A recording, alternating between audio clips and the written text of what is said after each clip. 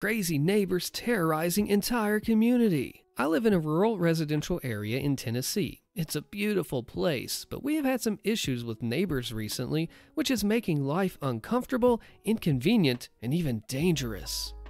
I live on a small rural road in a medium county, even though it's 30 minutes from a large metropolitan area. I lived here for well over a decade, and it's been great. However, some residents moved in about 2 years ago to a nearby property, and things have been getting worse around here since. To start off, these people and their property are something out of a stereotypical Appalachian documentary. Trash-covered property, decrepit trailer, and small camper being used as an addition to the house. Naked kids running around, uncontrolled dogs chasing anyone who even gets close to the property. The works. However, their actions are what have been truly disturbing. These people have routinely participated in unreasonable, inappropriate, and harmful behavior, which has negatively impacted our entire community. They frequently create excessive noise at night, like gunshots and fireworks. They do vehicle racing, loud music, construction, and so on, and the noise is so loud that it can be clearly heard while in my bedroom, in my home, which is about 100 yards away.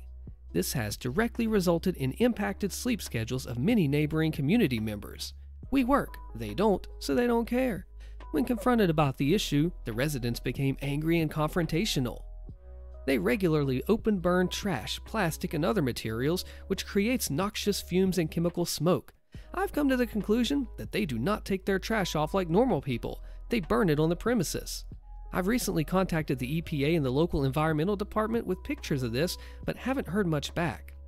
Their dogs run routinely free and approach people in an aggressive and territorial manner.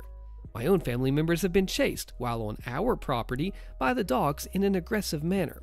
When I angrily confronted them about this, after politely asking about it several times, and mentioned animal control, the adults became upset and they cursed me, and the children threatened to beat my butt and off my dog if I touched their animals, to which I clarified that I wouldn't touch him, I would shoot him. Not the wisest thing to say, but I was upset. The issue has made our community afraid to walk down the public road or even go outside if it's close to the property at issue.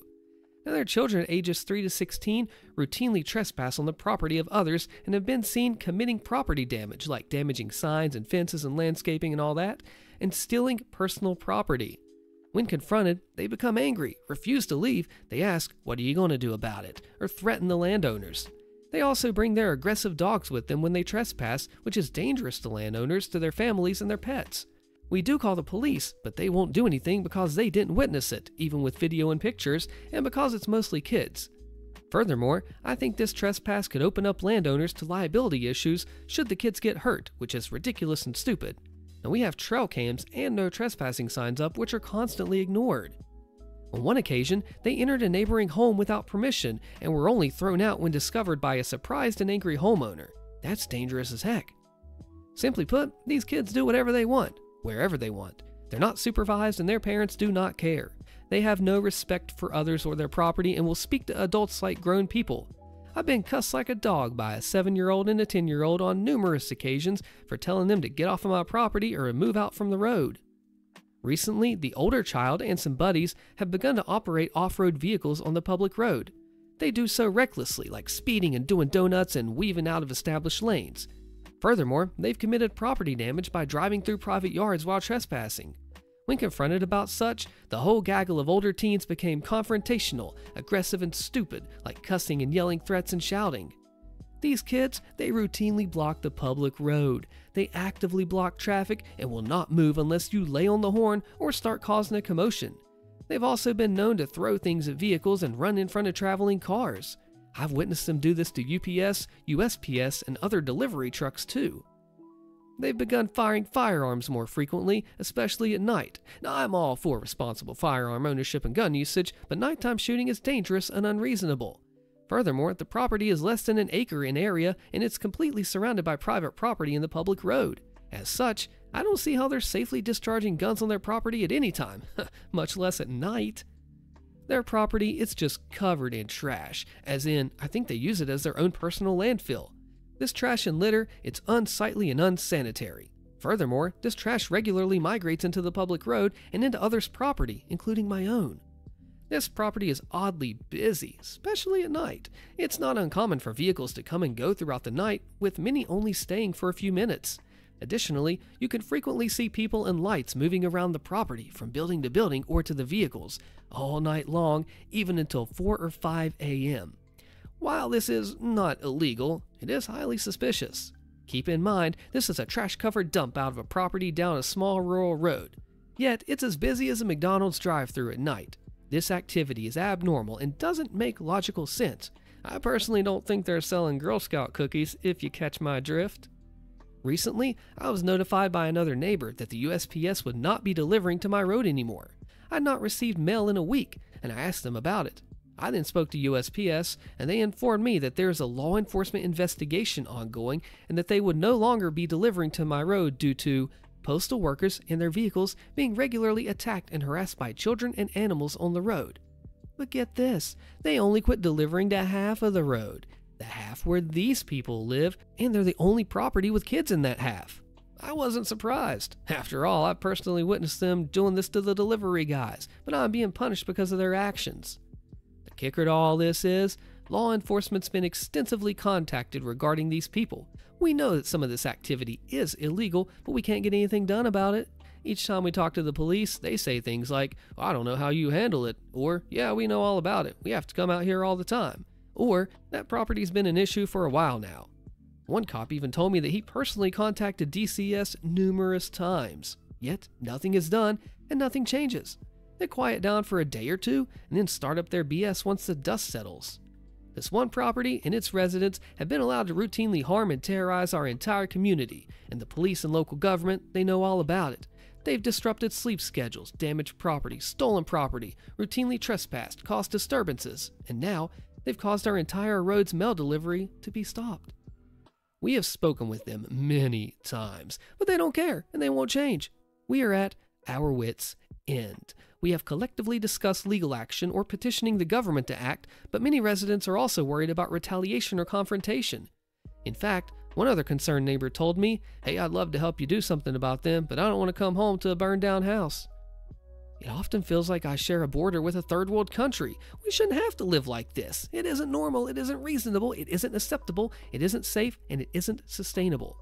Our entire community is suffering because of this single property.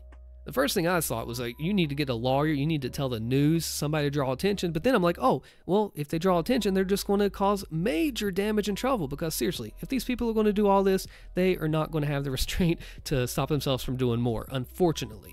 How do you handle a really difficult situation like this? HOA fills my apartment with black mold and sewage, and they're trying to hide it. I live in a condo community that has just one building with 8 condos.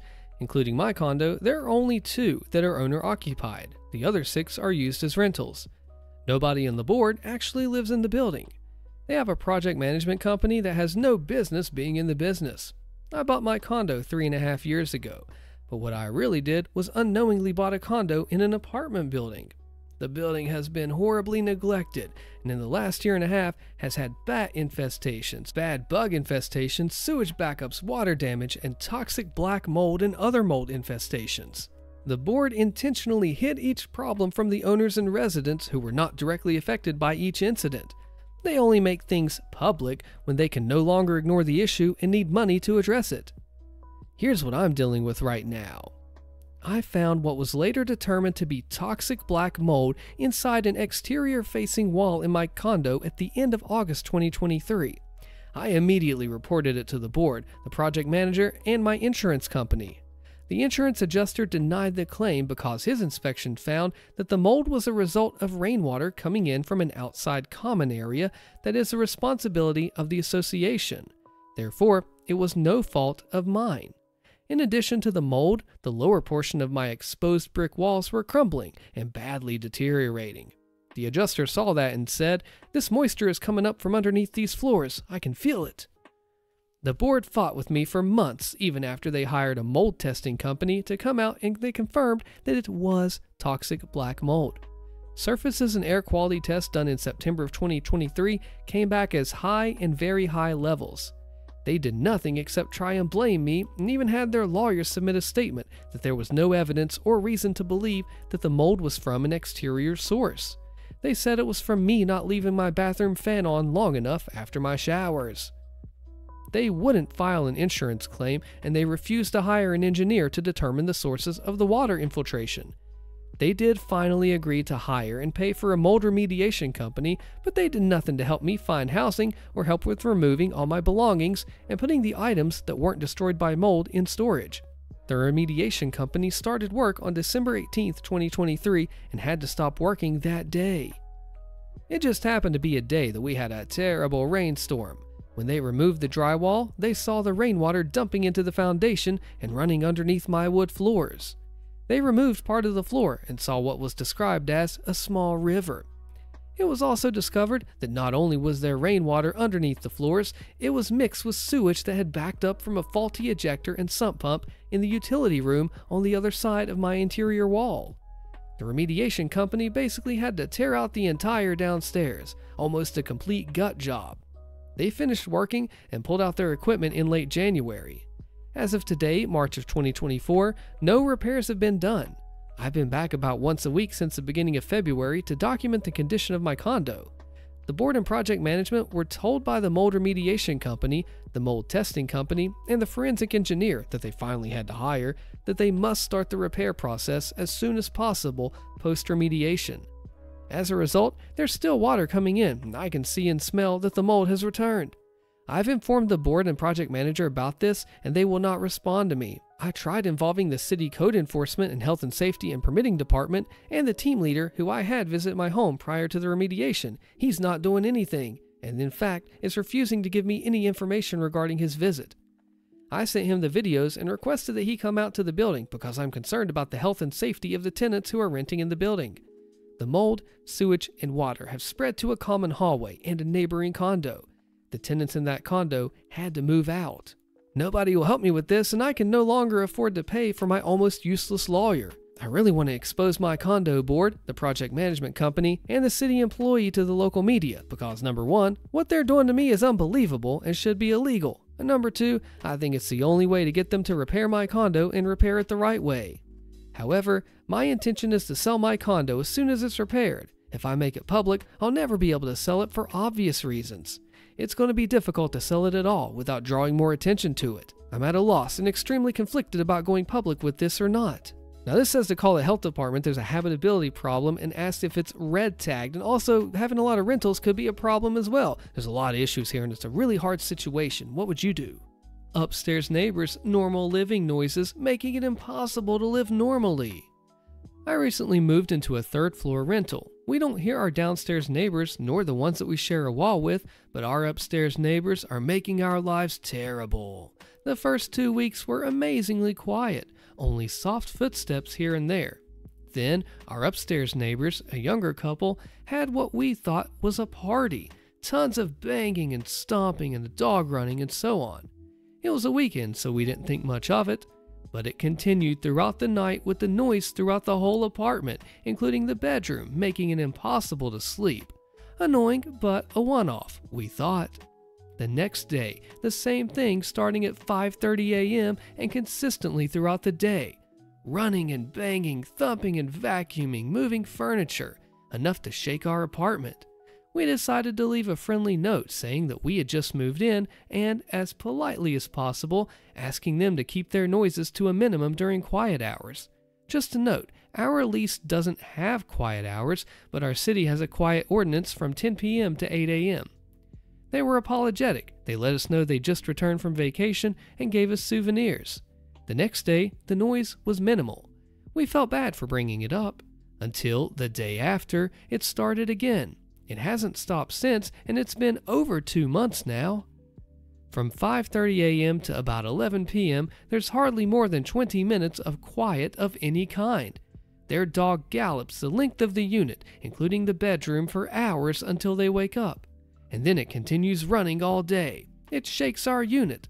Plus, there's thumping. What could anyone be throwing onto the floor so regularly? Stomping. They often wear shoes inside too. Moving furniture, they're either moving their bed daily or have some kind of underbed storage. Slamming doors, vacuuming multiple times a day, multiple times a week on hardwood, and so on. We get that it's normal living noises, but it's bad enough that we've had to take light bulbs out of fixtures due to rattling, have had to pause movies due to the volume of the noise. We couldn't hear our TV over there banging and didn't want to be the butts ourselves by raising the volume, and have had work meetings interrupted with the noise being picked up on Zoom. Not to mention sleeping. I wake up at 4:30 a.m., which means I go to sleep fairly early. Every night I'm jolted awake by their thumping and banging when they go to bed. It's given me panic attacks. I've just given up on trying and wait for them to go to bed before I do, which means I'm getting around 4 or 5 hours of sleep. And it sucks. We've tried banging on the ceiling when it gets too much. I've tried noise-canceling headphones, but I can still hear and feel the banging, which is almost worse than the noise itself. The units are condos and they own theirs. We rent. We have no property management company and our landlord can't do anything. Annoyingly, we specifically asked about noise when viewing the unit and they told us that they never hear the upstairs neighbors. Moving isn't an option and we have over a year on our lease. At this point, we can't help but wonder if they're doing this maliciously, though we can't understand why. We hardly walk around during the day, and if we do, we like to walk outside, listen to music through headphones, and keep our TV volume low. We work, we eat, we hang out on the couch, we try to sleep. I just don't understand how two people can generate this much noise. Footsteps, even their stomping that shakes our unit, are understandable, but the constant banging and thumping of stuff on the floor is so baffling. They can live their lives however they want, but how much of a selfish butt do you have to be to make no effort at all to make the lives of the people around you more comfortable, especially when a solution can be something as simple as walk softer. Not only does the noise, hearing, and feeling it cause anxiety, but we're to the point where the anticipation of it is just as bad. I'm sick of not getting enough sleep, of daily panic attacks. I just want an hour of quiet and I can't get that. I wish you could go to your landlord or something. I wish you could go to a lawyer or something. There's got to be something you can do, but it's tough. I'm kind of at a loss here of what to think. What do you think?